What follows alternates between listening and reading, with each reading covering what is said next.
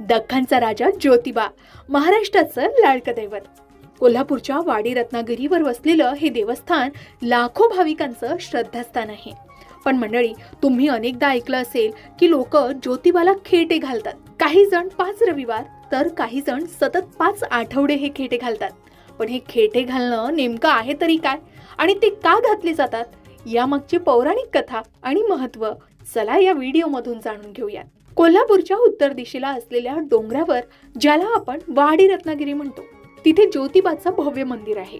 पौराणिक कथेनुसार ज्योतिबा हा भगवान विष्णू, ब्रह्मा आणि महेश या तिघांचा मिळून झालेला अवतार मानला जातो. मात्र मुख्यत्वे ते शिवाचे म्हणजे केदारनाथाचे रूप आहे असं म्हणतात.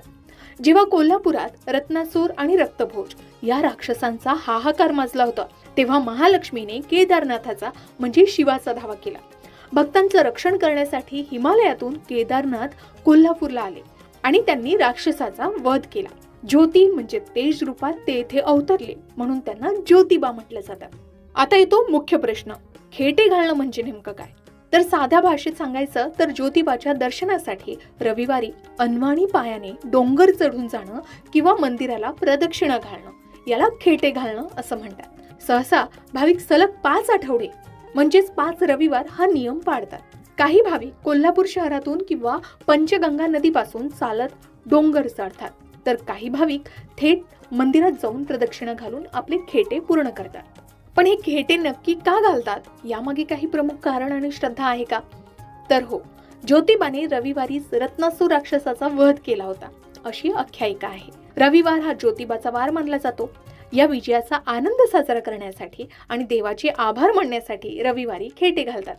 अनेक भाविक आपल्या अडचणींच्या काळात ज्योतिबाला नवस बोलतात. माझं अमुक काम झालं तर मी तुला 5 रविवार खेटे घालेन. इच्छा पूर्ण झाल्यावर श्रद्धेनं अनवाणी चालत जाऊन हा नवस फेडला जातो. तिसरं कारण म्हणजे अनवाणी पायानं डोंगर चढणं हे एक प्रकारचा तप मानला गेला. देवासाठी आपण काहीतरी कष्ट सोसतो ही भावना त्यामागे असते.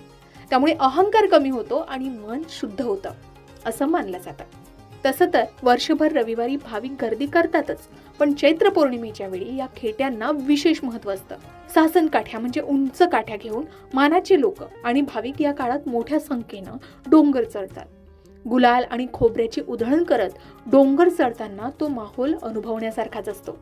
पण मंडळी, ज्योतिबाचे खेटे घालताना किंवा दर्शनाला जाताना ते दर्शन यमाई देवीच्या दर्शनाशिवाय अपूर्ण मानले जातं.